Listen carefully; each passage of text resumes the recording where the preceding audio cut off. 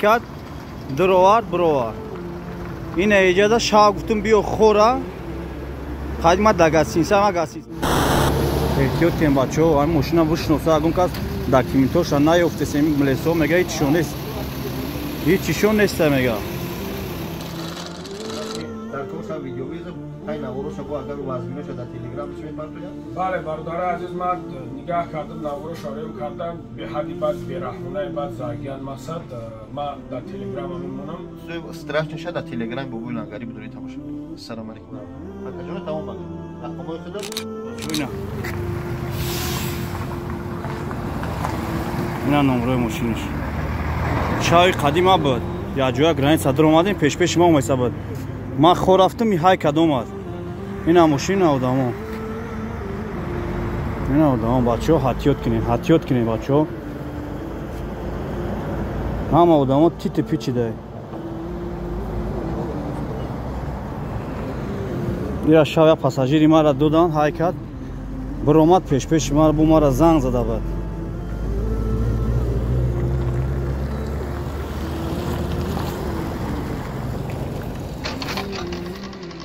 السلام علیکم و رحمت الله و برکاته دوستان عزیز خداوند حفظتون کنه این لله و این الیه راجعون برادر مهربان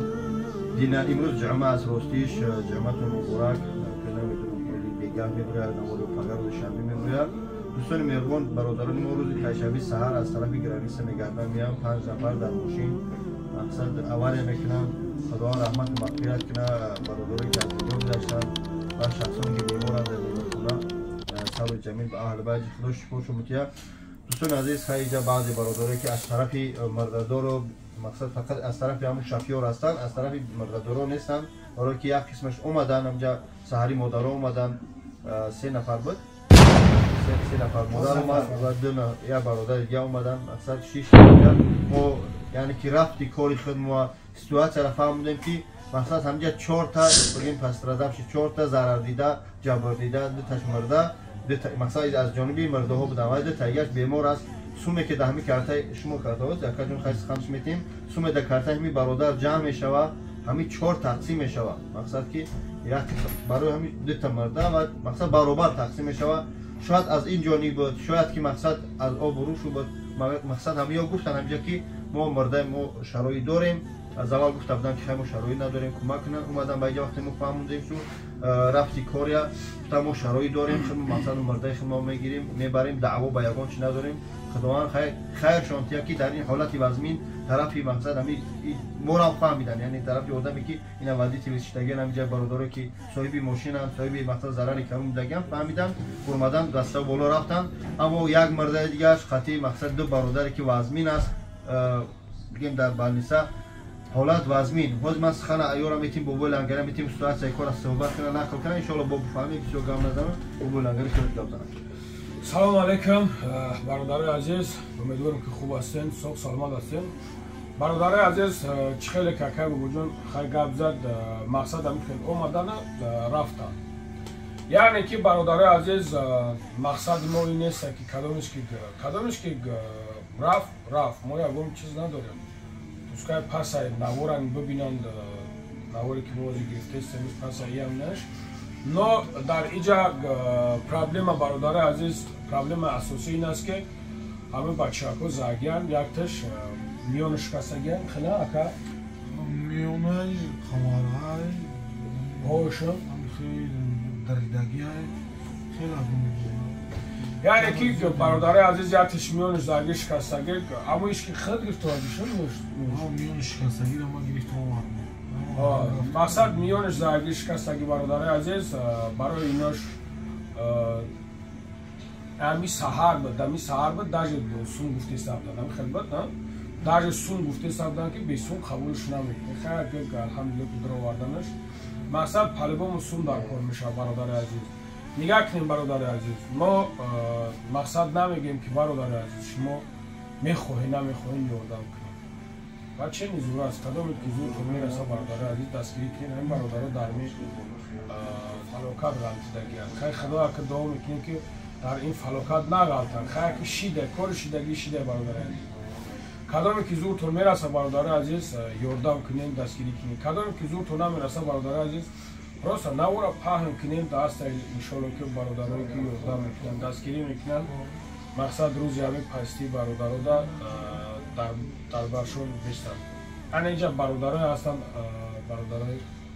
ӯзбекзабон аз ӯзбекистон ҳам ҳастанд дар инҷа خیلی است نه؟ بچه که خیلی وقت است خام تیم چیه گه بر بالا تا گازن چی گپ شده گه نه من روسیه و ابراد اومده سردم سرحد زنگ زدی باردار که اونجا حدیثه کار شده من حدیثهش رفتم تا ما اومدم که بگشت روسیه اومدم دفترس کردیم بیسنی چیزی گرفتم همشه کردیم بعد می‌بینیم شکستگیش گرفتم و اومدم مسخره اومدم گشتم اومدم گفتنیم که دو مرده دو تا معیبه دو تاش دمور بود یا زنکای یا بچه این زنک شما آدمی که خیشوش اومده ساره او همیو اومدن هم زنک خیشوی همیو من هیچ خبر نداشتم اومدم بعد خلاصه همین حادثه کار همین خیلی زدیان آوری اون پنجم شام زرب خوردگی هریم الحمدلله اوش سوستره کرد یعنی دو تاش وزنی این کارتا شما اکر؟ بله کارتا شما سوم در شما جمع میشه شما برای صاحب موشه چی میشه؟ من صاحب موشه میشم او وادی صاحب موشه و مادی تلزده یعنی که سومی که جمع میشه در کارتا شما با هم خیلی چوت سپورت میشه یعنی که سوم کپارم و 4 نفر نیو با 3 نفر تقسیم کرده میشه یعنی که با یک مرددور و با این دو تایی که وزمینه خوبی شما که شما مادی تلیم گرانیسه توی شما چی؟ ما گرانیسه رفتیم اومدیم شما هم رفتیم اومدیم راه خوب دوستان عزیز در روزهای سخت در روزهای مشکلی 1 متر 10 متر در این عرفه رمضان در این چی میگن روزه ماه شریف رمضان قریب اومده 1 روبل میکنی 2 روبل میکنی دعا میکنی کامنتر خوب میکنی پهن میکنی هر چی میکنی با قیامت خطونه بعضی مورد در کوچه میخوابیم ما شما رو یه سال لایک موندیم یه سال در خیروی شما مقصد ما خوش بدین سون پارتیم خداوند خیرتون تیم ما میندور ما سبب میشیم یک از مقصد همچنین برادرها یک سوم میشه و مرده شروع میکنیم هر چی میکنیم ما با قیامت خطونه میکنیم شما نیز با قیامت خطونه میکنیم والله بالله تعالی در این روزی ما این جمعه است در این بگو مقصد قربی ماه رمضان است من دروغ نمیگم نه از مرداش نه از یک کسلیش یکم که ما سوم در کن نیست فقط الحمدلله چی میگن قیامت بس بعد برادر عزیز همین مورم گرفتن بردن همونجا چی معنا داره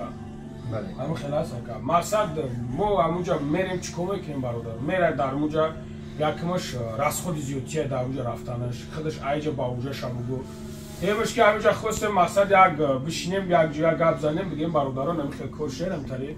مقصد یاردم کنید دستگیری کنید دو تا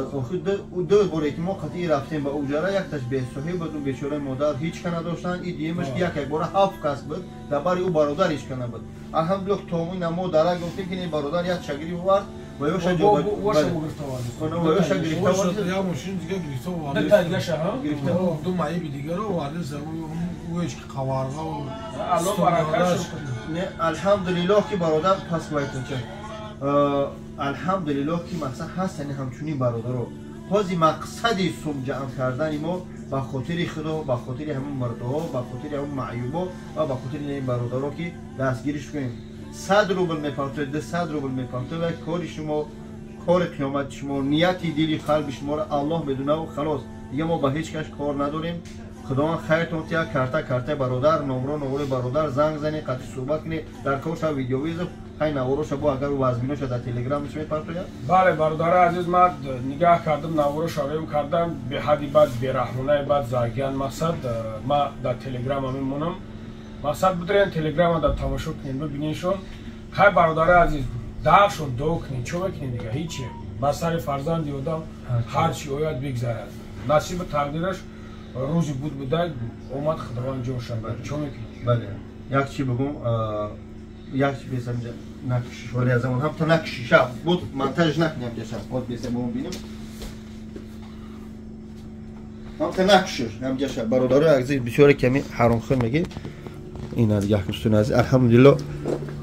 این ای جای نواری منه جای یعنی کارخونه که من همینجا الحمدلله حق درآمد دارم از همینجا نون میخرم اون بچه‌ام باشه زندگی خچه داره خداوند حفظ کنه هر